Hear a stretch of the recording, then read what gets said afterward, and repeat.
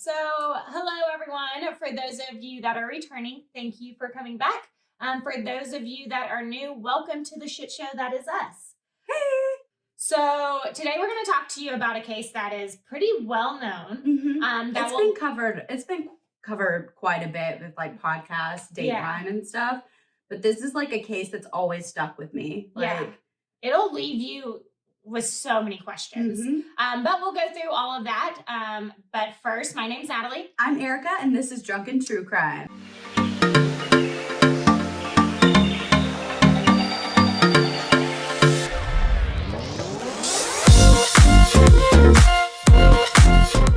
Oh yeah.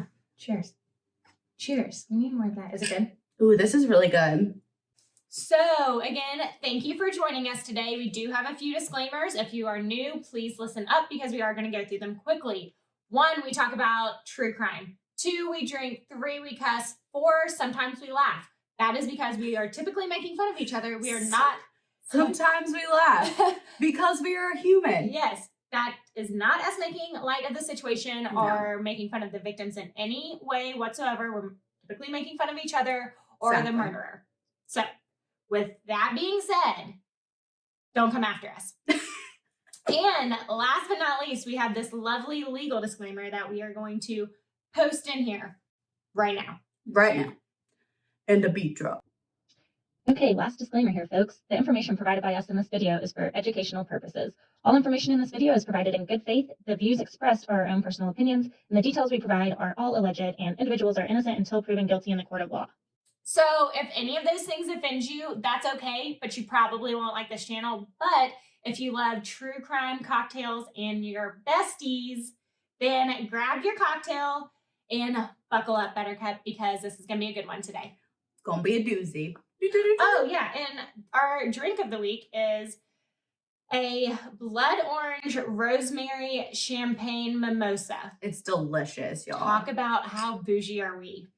Natalie came up with this, and she's mashing my bougie. Fucking A. I've only taken a sip. Bougie-ness, finally. I know. I'm pretty excited about it. It is pretty good. It looked like it was easy to make, too. Oh, it was super easy to make. So, highly recommend. So, getting started, we're going to cover the case of Bryce Laspisa. He was born on April 30th, 1994 to Michael and Karen Laspisa in Springfield, Illinois. Or, like I like to put with my younger years, Illinois. No, it's not. My entire family is from Illinois, and no, I can't. I'm glad that I have broken you of that. Well, I just remember you yelling at me for so long. That I had to conform. Good. I broke you down every time. He demonstrated artistic talent early on, as well as charming manner, which made it easy for him to win friends. Pay attention to me. I am paying attention. I was just making sure that was not plastic. Okay. In 2012, Bryce graduated from Naperville Central High School, outside of Chicago. Makes Sex in the City joke. Naperville kind of sounds like Naperville. You don't go. Did you? Okay, wait, hold on. You in parentheses said make Sex in the City joke, but you weren't supposed to say that out loud. Well, that's what makes it fun. Oh, I was like, Jesus Christ. Holy crap. We're 2 lines in. You take a Napa. You don't move to Napa. I've never watched Sex in the City. Sex and the City joke. I've never watched it. His parents were newly retired, decided to move the family all the way to California, settling in Laguna Niguel? I'm going to say Orange County. Yeah. Settling in Orange County because I can't say Laguna Niguel and it might be wrong. Yeah. Sorry. Orange County it is. Soon after arriving, Bryce moved north to Chico. I don't know California geography well. I don't know any geography well. So back to it. Chico is about 90 miles past Sacramento, which I don't know where that's at either on the map. It's Northern California, right? I don't know. He was about to begin his freshman year studying graphic and industrial design at Sierra College. So his first year at Sierra College, it went pretty well. You know, he was fitting in, making friends, you know, doing things that college kids do. He got good grades. You know, he formed a really good friendship with his roommate, Sean Dixon, which is awesome because if you get paired with a bad roommate, fucking sucks. Yeah, your college is ruined. Yeah, it's ugh. And he also began dating a girl named Kim Sly. Hey Sly, that's a really cool name. That is a really cool name, actually. Kim Sly? I'm just gonna be called Sly. Yeah, I wonder if she went by Sly. That would be so What if she's cool. like a super like badass chick and she goes by Sly? I want to meet you. I want to be her. Right. Okay, we digress. So, you know, again, college is going well. His first year is pretty smooth. Everything's going great.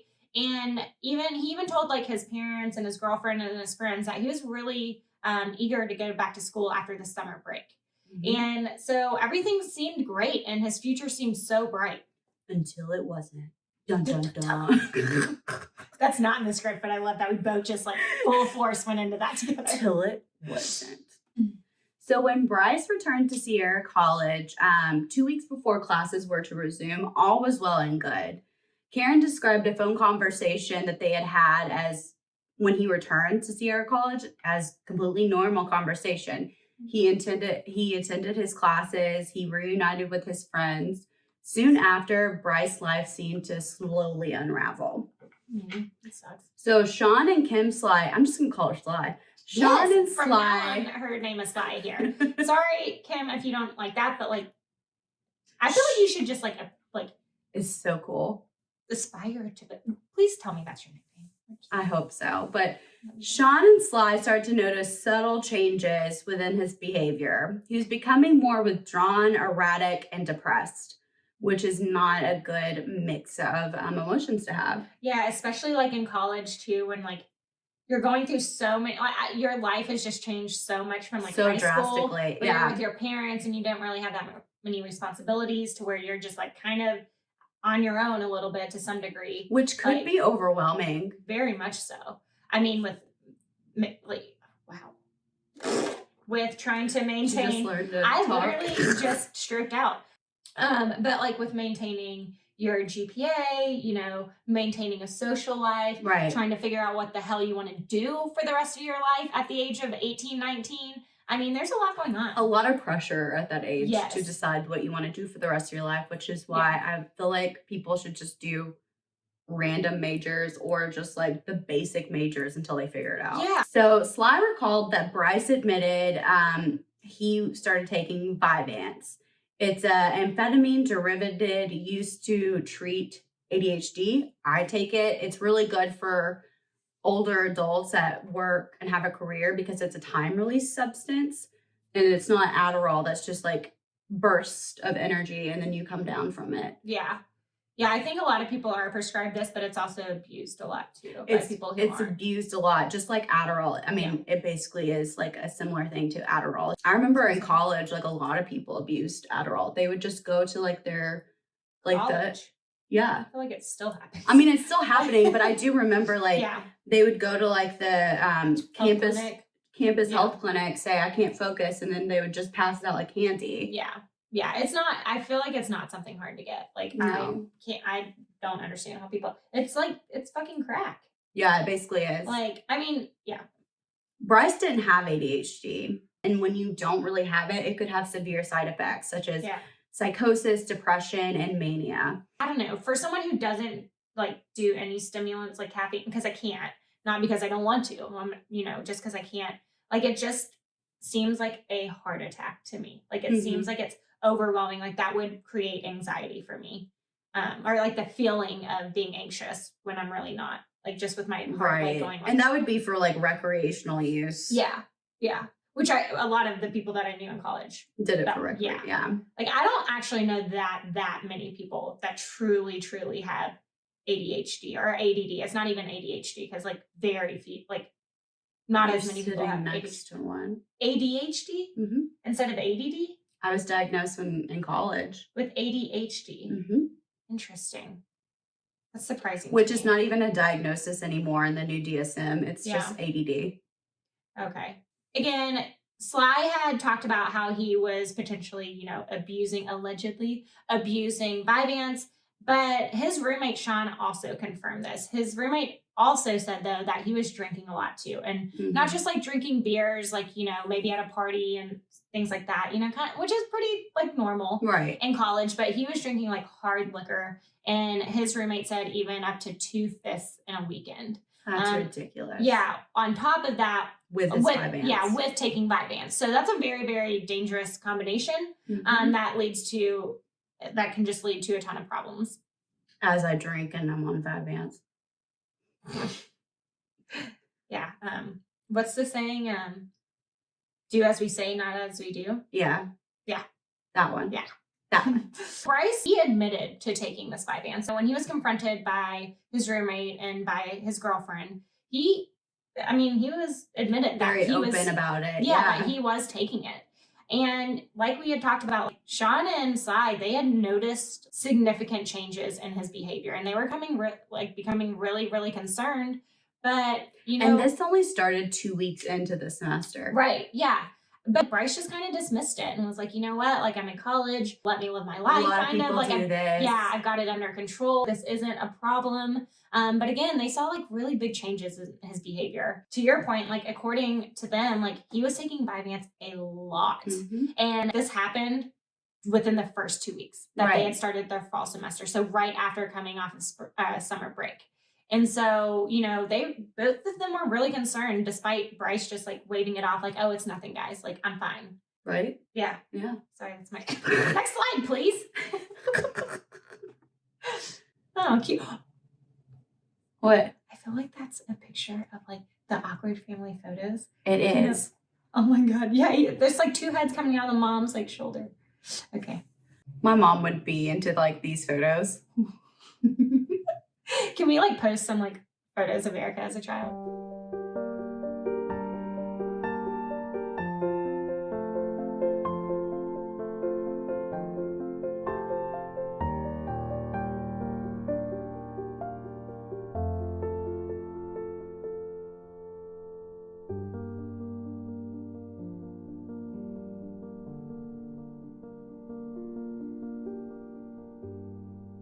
So on August 27th, Bryce broke up with Sly via text message, saying that she would be better off without him. First off, Natalie, you can't text message breakup. No, you cannot. You cannot. The number one rule in dating. Actually, it's probably like the 7th, but it's a rule in dating that you cannot do that. Do you remember the song Can't Text Message Breakup? No. But can you sing it for me? You can't text message breakup. I have not heard that, but I'm about to go Google it. So that same day, Sly went over to Bryce's apartment to talk about things. So she's like, what the fuck? You don't even like confront me? Like, this is not okay, bro. This is not. You don't call me up and be like, I can't do this. Or you text it. Be a man. Yeah. Younger like those generation, videos. don't be those people. Be a man. The Bostonian. Younger generation, listen up. Not acceptable. So they ended up, like, after talking, they ended up making up. She did notice, however, that he was acting, like, really strange. She said he admitted to her Wait, that... so they got back together? They got back together. Okay. Mm-hmm. She's like, bitch, you're not getting rid of me. Yeah, short-lived. I love it. Not getting rid of me.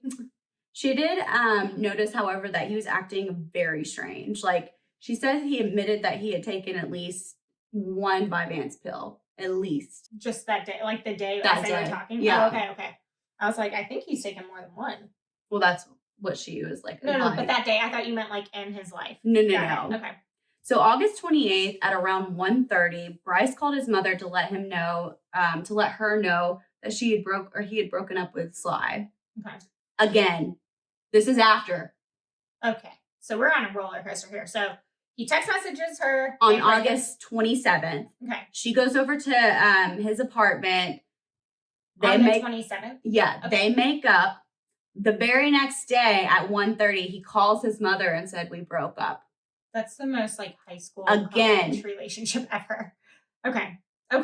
So we're in this roller coaster with them. Let's go. Let's go. Next? At 2:05 p.m., Bryce texted his roommate, Sean Dixon, in a heartfelt and kind of like meaningful text message. He said, I love you, bro. Seriously. You're the best person I've ever met. You saved my soul. So now is this like normal for him, or is this kind of out of character? This is kind of out of character, but like I wish you thought about that with me. You saved my soul. I do think about that. Yeah, you know, it broke my heart this morning when you said, I already can sense that you don't think I'm going to be Mother of the Year. And I wanted to be like, you bitch, if you ever thought that I didn't think you were going to be a good mom, that makes me feel like I'm a terrible friend. Because that was not the question. I selfishly just wanted us to have kids together. She's not pregnant, by the way. No, I'm not. But like we Yeah. had talked, me and my husband are like in the beginning stages of maybe talking about starting trying soon. And I told Natalie about it this morning, and I'm like, but I mean, I'm 32. I'm not getting older, and it's not like I really want Not kids. getting younger. Not getting You're younger. getting older. Fuck you. Facts. I'll go fuck myself right now. Getting older with you. And I was like, I know I'm not Mother of the Year. Yeah, I mean, I am with my dogs, okay? I just want her to have kids when I like, we're supposed to be pregnant together. We can do mocktails and together then, on this. jump on it then, girl. No, not close over in this camp. Got a plan, and that plan is not anytime soon. Okay, back to Bryce. Yeah, sorry. So, Yeah, we could go down a rabbit hole. so that text message, it kind of seems like a goodbye to me. Yeah, it does seem like the last words he's saying to a friend. Mm-hmm.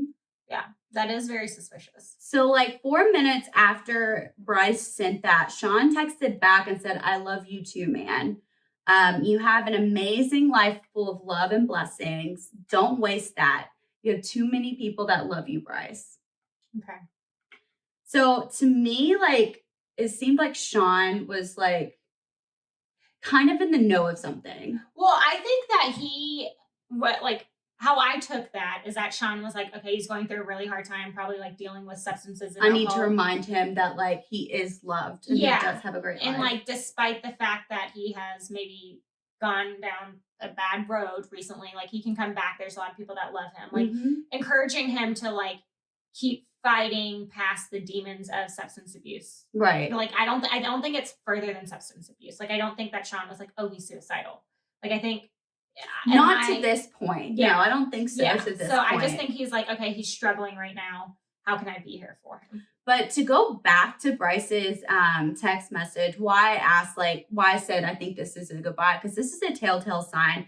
It's not always it doesn't always happen, but like this is one of the red flags that people should look for when someone is suicidal, because they will give you affirmations of love.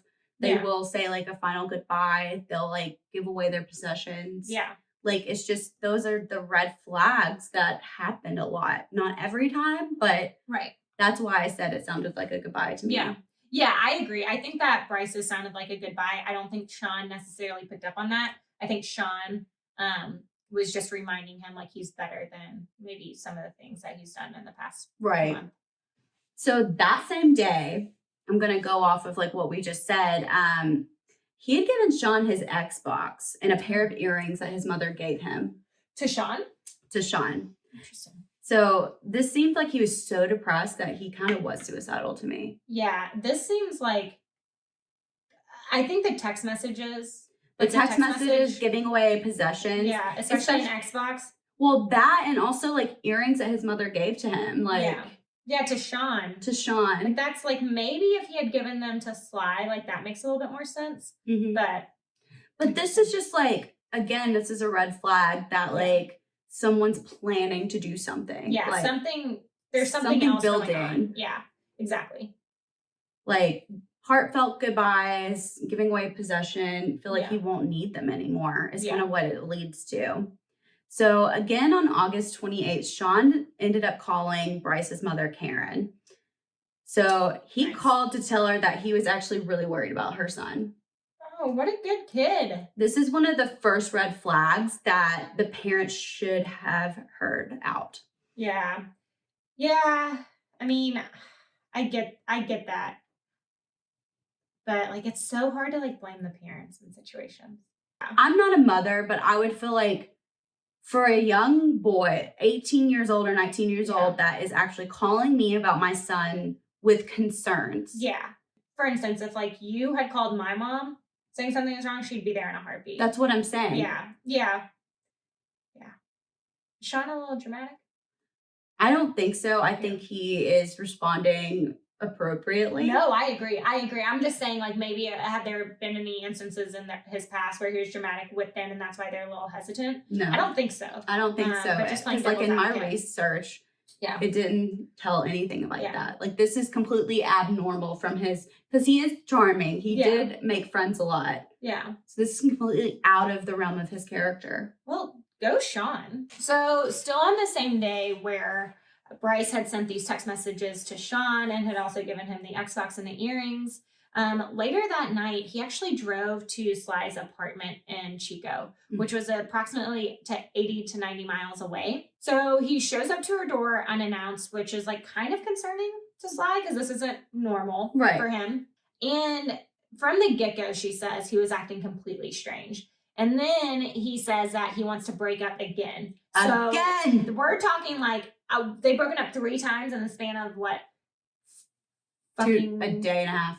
Oh my God. Okay, so 36 hours? Because this is still August 28th. Oh my God. Yeah, okay. So we're just on this roller coaster again. And she's not even as concerned about the breakup as how he is acting. Like, she's genuinely concerned for him and what's going on. His well-being. Yeah.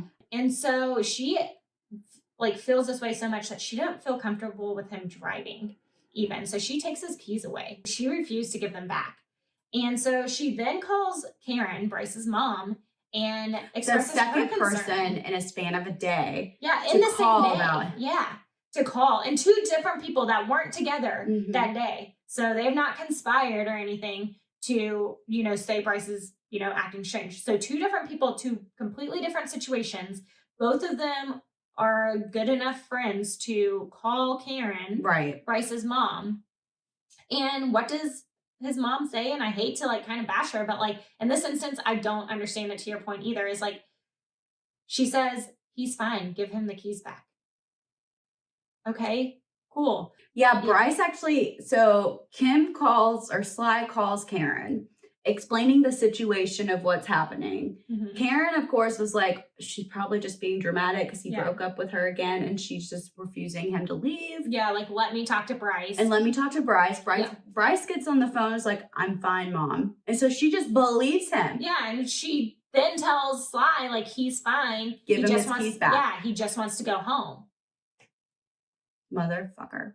So while still on the phone call with Bryce, this is before she told Sly to give the keys back to Bryce. Karen offered to fly north to check on him, but he told her not to come until he had spoken with her the next day. He said, I have a lot to talk to you about, and just kind of left it at that. I'm not a mother, but come on. I would have booked a flight right away. Yeah. I'd been like, shut up, son, I'm coming. Yeah, be like, don't do anything. Sorry, you're not the parent. Like, I'm coming. Yeah, like, don't do anything drastic until I get there. We'll sit down. We'll talk in person. We'll figure this out together. Like, don't do anything. And I mean, I know hindsight's 2020, and newsflash, we're obviously talking about him on this channel, so something happened. Right. Parents get a lot of heat in this case. They do. Like, this is one of the beginning stages where a lot could have been done. Yeah. At an early instance to prevent his disappearance. Yeah. So Kim then asks Sly, give Bryce his keys back. So Kim does as she's told, and she gives his key back. He had left Sly's apartment at 11:30 p.m. August 28th. Now, Karen and Sly assumed he left to go back to his apartment on campus. Right. That's where we leave it. Yeah. Because that makes sense. Right. Like, where else would he go? So again, he leaves Sly's apartment at 11:30 p.m. Everyone's thinking that he's just going to go back to his apartment, sleep off whatever's going on with him, and then call his mom, sometime when he wakes up the next morning. But that's not what happens. So at 1 a.m., so what, an hour and a half? Right, after he left Sly's apartment. So this is now August 29th. Bryce called his mom again. Karen thinks that he's calling from his apartment, just assumes this. But, cell phone records would later show that Bryce was not at his apartment. He had actually gone the opposite way, leaving Kim's house or Sly's house of where his apartment would be. So he was actually going south.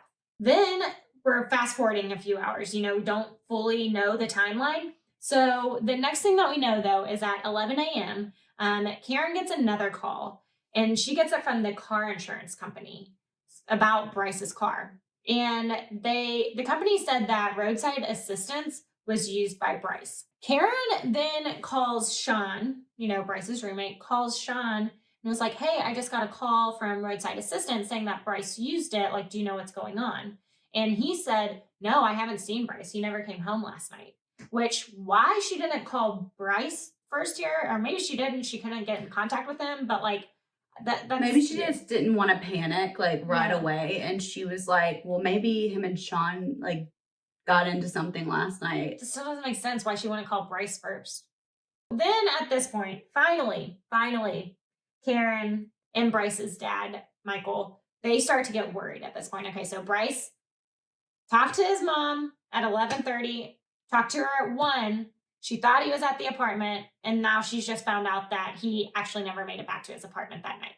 So they start panicking here, and they start checking all of the records. So we're talking bank statements, like trying to get their cell phone records, like things like this. As they were checking his bank statements and, seeing if he pulled out any money or if there were any weird charges on it, they did notice that there was a $20 charge on their credit card in the town of Buttonwillow. Buttonwillow. Are you fucking kidding me? Is that real? Oh, Buttonwillow. Oh my God. I put it in there because I'm like, I have to talk about it. I'm so excited that I'm the one that got to say that.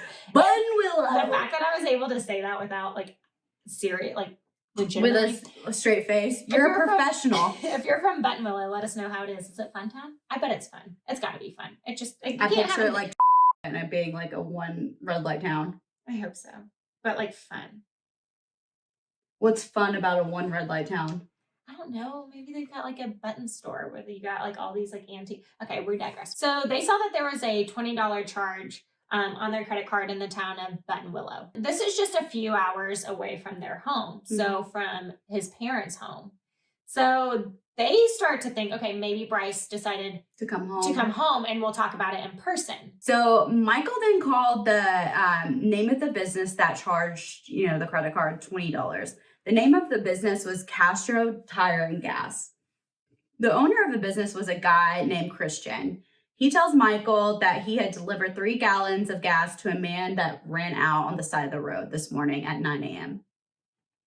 Michael and Karen start to think that Bryce is no longer coming home because he would have been home by then after refueling. So Christian hears the parents are worried over the phone when talking with Michael, and he tells them, like the good, sweet baby Jesus he is, that he will go back to that place where he delivered the gas to see if he's still there. Oh, what a good guy. Like went out above and beyond. Yeah. To go see. Because he could sense like the worry in their voice when he was talking to him. That's so sweet. Christian arrives at the place where he had left Bryce, now at noon. Bryce was still there 3 hours later. Hadn't moved. Still in his car. Hasn't moved. So strange. I'm going to say it again. He's sitting on the side of the road and hasn't moved in 3 hours after refueling. So Christian, goes up to Bryce. So again, this sweet man who went out of his way goes up to Bryce and says, hey, bro, like your parents are really concerned about you. Like stop being a fucking weirdo and just drive to their house. Yeah. Stop being a weirdo. So Christian calls Bryce's parents back, to let them know that he found Bryce and he was still in the same spot. So they obviously want to talk to Bryce. And Bryce says, they ask like, hey, what's going on? Why have you been in the same spot for 3 hours? And he says, oh, everything's fine. Nothing's going on. Okay, bro. And in my research, I don't even think his car was on. So it's not like he was listening to music for this amount of time. He was literally just sitting in his car. So then Karen goes on to say, well, leave that spot and come home. You're only 2 hours away. So then Bryce does. He does finally leave. This all happened around, 1 p.m. So he left and he was only 2 hours away from his parents' house. So he should have arrived at 3 p.m. Or somewhere around there. But he didn't. And so at this point, his parents are calling him like, where the hell are you? What's going on? And he's not answering his phone. So he completely stops answering his phone. So how helpful. I know, right? So at this point, the parents are like, okay, there's actually something going on. Like, we should have listened to his friends earlier. Something's going on. And they end up calling the Orange County Police. And they file a missing persons report because they don't know where their son is. Like, the last day you talked to him, he was only 2 hours away. We are past that point, and they can't get a hold of him. Finally, they get some urgency. Yeah. So police were able to, obtain an emergency order to get records of his cell phone. And so they go to AT&T and they figure out where his cell phone last pinged. The cell phone records show that he was only 8 miles away from the spot that he left Christian. 8 miles away from where he left Christian at 1 p.m. We are now at 9:30 p.m. at night in this roller coaster of a day when it comes to Bryce. And police found his 2003 Toyota Highlander at a hotel. Bryce was still in the car. So deputies approach him and they're like, hey, Bryce, like, what's going on? What's going on? Like, there's a lot of people looking for you. Why aren't you answering your phone? Like, what in the actual fuck is going on? And he says dismissively, oh, I'm just visiting a friend. What friend are you visiting? Yeah. What in friend? A random town. Lord. So the police are like, okay, you're acting strange. For everything we've heard from your parents, like, this is not right. So they give him a field sobriety test. He passes this field sobriety test, right? And he shows no signs of impairment, which kind of comes to a shock. Comes as a shock to these deputies because of what he's heard from the parents and the strange behavior that he's been exhibiting in the last 24 hours. Oh, can you hear me there? Now you want to champagne. I know, I got through my slide. Should we do 5 big gulps? No. With champagne? Yeah. Girl, you savage. We interrupt this episode to give you a drink break. Okay, let's go. 5 big gulps, everyone. Ready?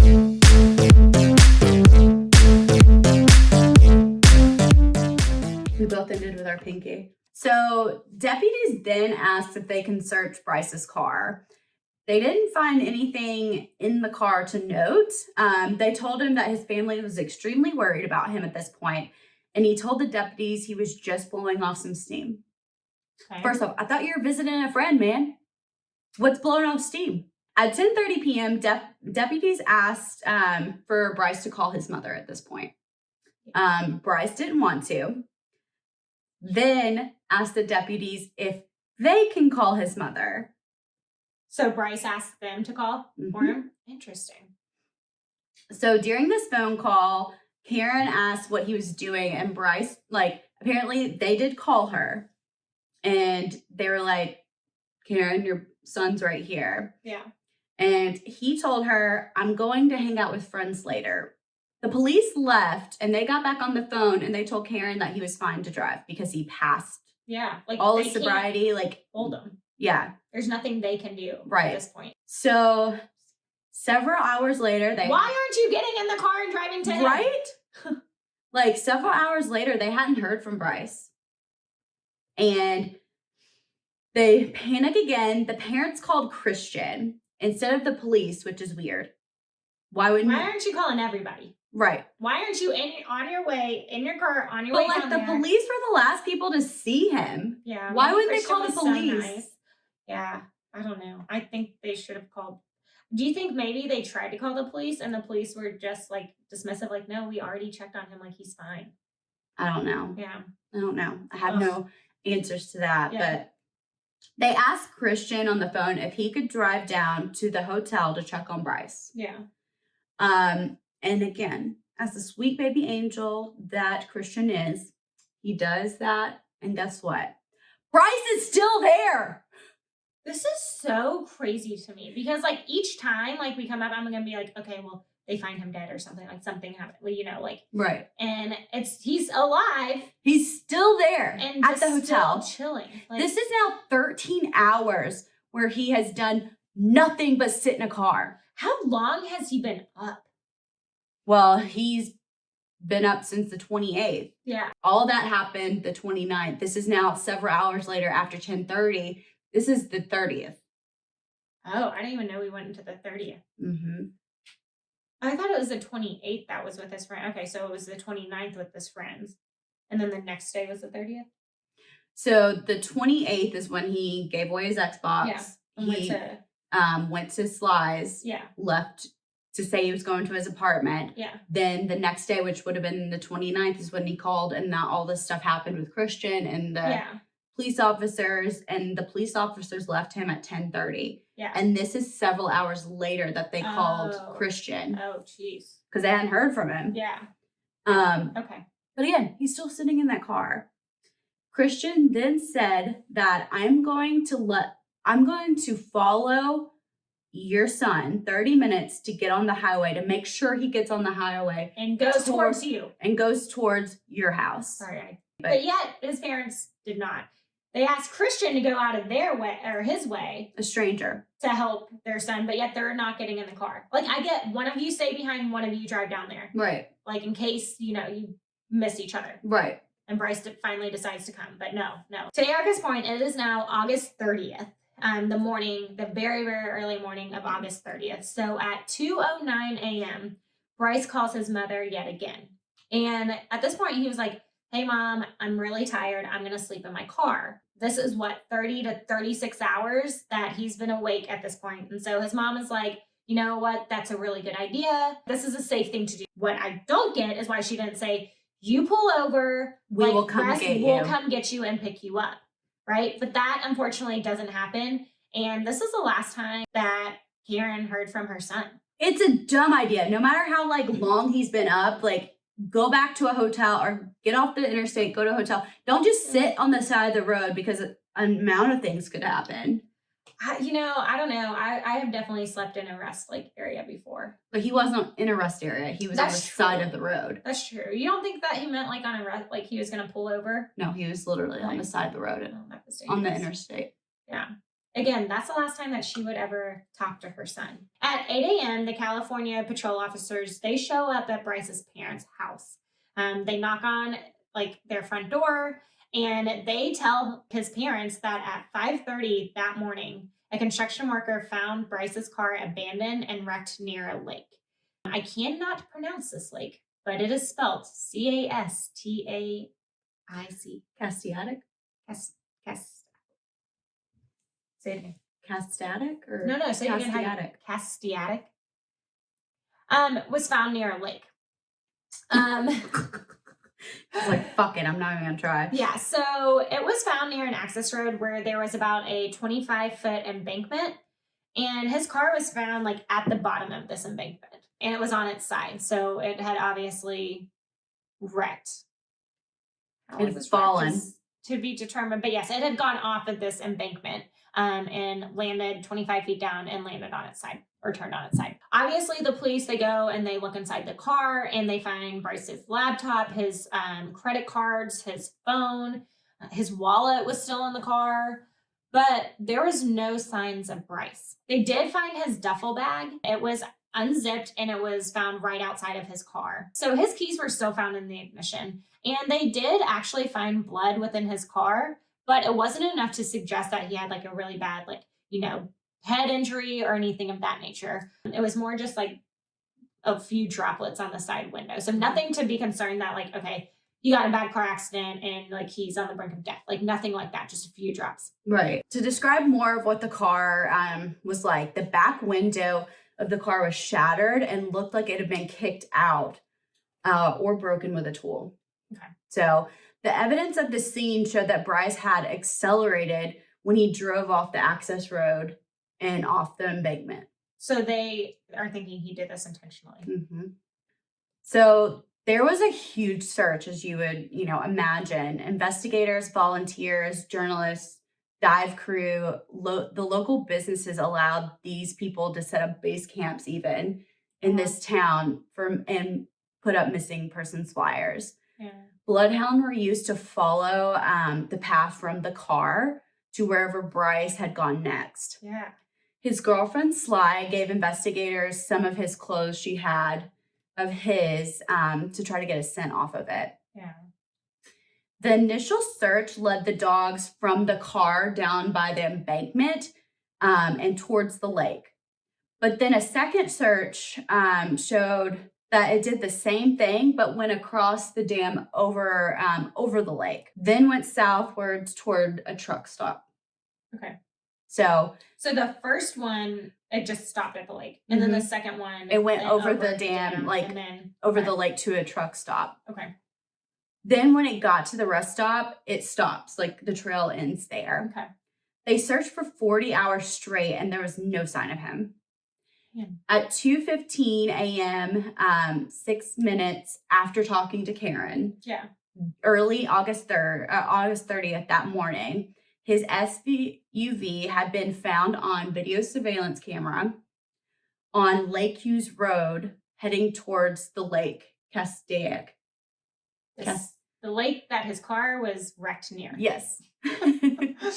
The same camera caught him again on that road at 4:29.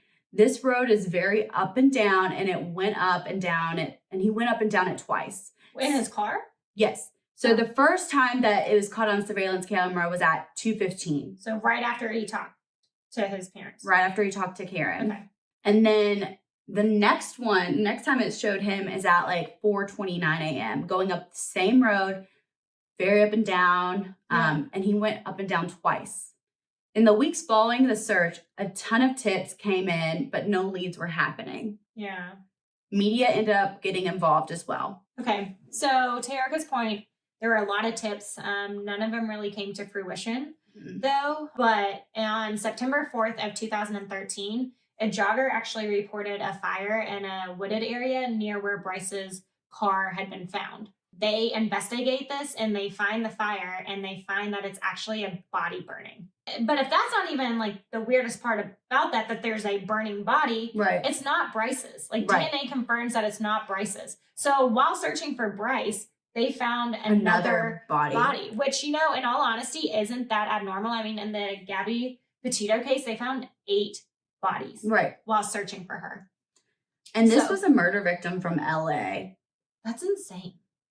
Well, I'm glad that they found this body, but again, it wasn't Bryce's. So the search was very, very active for 3 weeks. But after 3 weeks, they had just searched diligently and so hard, but nothing came of it. So they do end up calling it off. During this time, Kim is providing them, or Sly is providing them with more clothes to help if they can track anything, if they can get dogs. But again, nothing comes of this. So then his parents, they're obviously now very concerned. That's really sassy, but I'm just I feel like this could have potentially been avoided. But that's what makes me so mad about this case. I feel like there are so many signs and so much that could have been done. There are so many warning signs from everyone. Yeah, and so many opportunities. Bryce's parents, Karen and Michael, they do end up hiring a private investigator. This PI, she looks into a few different avenues. She looks to see if there was potentially foul play involved. They have the theory of maybe during the car accident, Bryce hit his head and became disoriented. And, he wandered off to this truck stop, maybe got into a truck with someone. You just don't know, right? So they're just trying to figure out what happened. But she also believes that Bryce could have had a psychotic break, which I don't disagree with her in this part. It's actually one of the theories that happened. I mean, especially with everything that led up to it, it's good not that she's unheard of. Yeah, it's good to know that she's looking at all avenues. So the PI did actually help the parents hire a sonar specialist so that they could look in the lake that his car was found crashed near. Starts with a C. So again, they looked at parts of the lake that the police that they didn't search during their investigation. And there were parts of this lake that were 300 feet deep. So they do this for 2 days straight, right? And unfortunately, they don't find anything to help with the case. And unfortunately, that's kind of where this case stops. That's all we know right now about this case. There's not much evidence whatsoever. And this was back in 2013. Yeah. And we still don't have a whole lot to go off of. Right. So we're going to get to my favorite part, which is theories. So here are the main theories, and then I'll discuss what they are, and then we'll go in more details. So the first theory is he had a psychiatric break and was suffering from mental illness, which very, very, very plausible. I almost said plausible there and I changed it to possible. And what would have been so cool if he said it at the same time. Sorry. The second one is suicide. Yeah. Third one, amnesia. Fourth one, he walked away voluntarily. And the last one is foul play. Okay, so diving into the first one, so a mental illness or a psychotic break. So obviously we both think that this is a plausible explanation for what happened. You know, his roommate and his girlfriend had talked about how he was, you know, abusing alcohol, abusing Vyvanse. Whether Bryce says it was abuse or not, like 2 people very close to him agreed that it was abuse. You know, this is very Which with that plausible. abuse could trigger a psychiatric break. Exactly. Like he might have been already, like he could have potentially already been having issues, and maybe that's why he leaned into these things, and that just exasperated the situation. But if that were to happen, the question is, where is he go? Yeah, like we should have been able to find some evidence of where he was. Yeah, if they're on like people that have psychiatric breaks, like there's tons of evidence. Yeah, like, they can't make. They're that just, not like, gonna cleanly just break out and like nowhere to be found. Exactly. So that's the one thing that trips us up on that theory is the fact of like, why is there not evidence stating that this, or like showing that this could potentially be what happened? The fact that we have 0 trace of him to this day, how many years later, almost 10 here in a few years, like just, yeah, that's where that case or that theory kind of falls apart. Yeah. Next year. Holy crap. Oh my God. I really thought we were in 2021. Okay. So literally next year it'll be 10 We're years. both having amnesia. It's fine. Maybe Bryce was too. No, that's not good. Shut up. No, that's not good. Don't say that. You're like talking with yourself. Okay, next. Okay, so then the next theory is suicide. So again, this kind of ties into the mental illness theory. So things that make us feel this way is the strange behavior that the people close to him reported, and that even his parents got to experience with this, sitting in his car and not moving for 13 hours. Right. And then moving and just all these things. And then the fact that he like accelerated, like went like to go off of this embankment, right? So it's from the evidence, it appears that he intentionally drove off this embankment at a fast speed. The fact that he was giving away his things to Sean, so the Xbox and the jewelry of his mother's, those text messages that felt like he was saying goodbye, circling the area where his car was found. So maybe he was thinking through his plans, contemplating it, like where he getting up the courage to do it. Yeah. But again, if this were to happen, like you would think that we would find a body. So yeah, and it does appear that he did walk away from the accident because he had taken a few things out of his duffel, or it appeared that he had taken a few things out of his duffel bag because it was outside of the car. It was unzipped. It appeared that he had taken some things. What those things are unknown, but it does appear that he walked away from this car accident. So the next one is amnesia. This is quite plausible in the sense of he did get in a car accident, like the airbags are out. You can see it in the pictures. He could have absolutely hit his head and had a brain injury, which caused amnesia. And he didn't know who he was or what he was doing. You know, he could have gone to that truck stop, gotten picked up by a trucker. And I mean, shit, you would not know. Like that is absolutely a way that he could have disappeared. And especially if he didn't know who he was. I mean, yeah, I mean, that's very plausible, I think, in my opinion. The fourth theory, walked away voluntarily. So with a lot of people think he staged his suicide and wanted to go off the grid. Yeah. His parents say there was no way that this happened, though. A lot of people I don't put a lot of weight into what the parents say. Yeah, I would be interested to see what Sean and Sly say. So a lot of people suspect that he put a burner phone in that duffel bag. That's why he left his phone. That's why a lot of people believe that. Yeah. It was found that Bryce was charged with a drug charge in 2012. So this is the year before he went missing, for possession of cannabis of 10 to 30 grams. So I wanted to point out, like, the parents all seemed like that summer was all well and good. Yeah, everything was fine. But like there was trouble on the horizon quite before this. Like, yeah. So it wasn't just peachy. Like he had gotten in trouble. there had been some issues that are gonna follow him, unfortunately. He did plead guilty and was sentenced to 12 months supervision, which started in 7/17/12. Okay. And he had to pay charges of $7,500 for court fees. Okay. Another reason, like, a lot of people think that he walked away voluntarily is because his roommate, Sean, which was his best friend, believes he's okay and he's still alive to this day. He says, I think he is trying to find himself right now and he doesn't want to be found. Yeah. Like, Sean's left his apartment as is. Oh, I thought that was going to fall. I did too for a second, but you reacted way quicker. I just looked at it. I don't know why. I didn't even move. Literally was just okay with watching it fall. Wow. Okay, I digress. But Sean left Bryce's room as is. I want to point out that his social security number, his passport, and credit cards and accounts, like, they've never been used to this day. Yeah. Detectives are convinced that he is still alive and doesn't want to be found as well.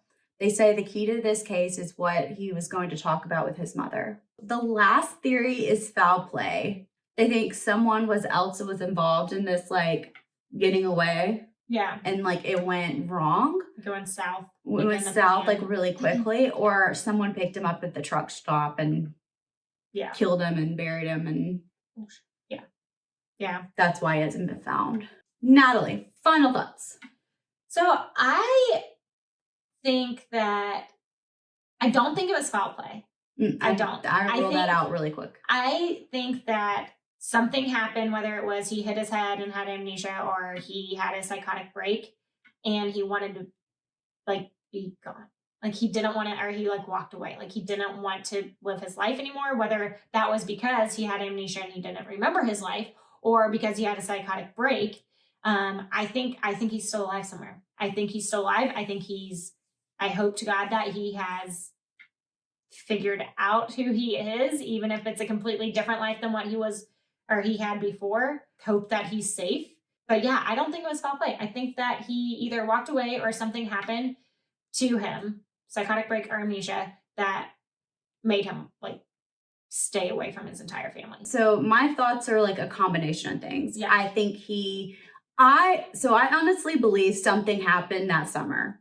Like, before he went back to college. Yeah. I think it was not peachy. Yeah. I think something was going on with him back home. His parents didn't notice, or they're in on it too. Oh, interesting. Okay. And, like, in what? Speak more to that. So, like, in what? Well, the fact that, like, they didn't really have a sense of urgency. Yeah. They didn't ever, like, I mean, they called him, but they weren't, like, going after him. So you think that his parents were in on him disappearing, like, creating a new life? Yes. Oh, okay. I think, like, this is I have a combination of things. Yeah. Something happened during that summer. Okay. And he started getting really depressed. Okay. So he used substances to kind of cope with that. Yeah. He might have been suicidal because of either what happened over the summer. Yeah. Or because his depression was getting worse and worse. Yeah. Then he comes up with a plan that he just, doesn't want to be in this life anymore. He wants to start over again. And that's when a plan kind of followed through. Like, maybe he planned the staged, like, suicide thing and then walked to the truck stop, met someone there. Yeah. And left. Okay. And his parents are probably funding him to stay gone. Have his parents spoke out a lot in the media? Mm-mm. Oh, I like that theory. But, like, what was the strange behavior before he left? Like, that's what I guess throws me off a little bit on that one. And maybe that's not just talked tied about. Maybe it's just tied to the, like, alcohol and, like, drug abuse that he was going through. And I don't know, though. Like, to be going through that and having such strange behavior, but then, like, be able to orchestrate something so complex to get away with making yourself disappear. Like, I think it would be hard, but it's not impossible. No. I like that theory. And we're going off of, like, what Sean and Sly said. Like, I don't think, because there's no body, we don't have, like, an autopsy. Right. Do we really even know he was on 5-ants? Do we really even know he was drinking that much? This is the only case where I feel like he's alive and he's happy and he just doesn't want to be found. Yeah. Because even if the police know where he's at, they don't have to tell the public. That's true. They don't. Let us know what you guys think, though. We went through the most common theories, but are there any ones that we missed? If you liked it, please like, comment, subscribe, hit that notification button. So if you have cases that you want us to cover, please either reach out on Instagram at Drunken True Crime or Gmail at drunkentruecrime. At. Good try. I was doing so well. At Drunken True Crime. Nope, that's not it. drunkentruecrime@gmail.com. That took 3 tries. Fuck my life. Everyone, Be a bitch and stay alive. Cheers. Oh!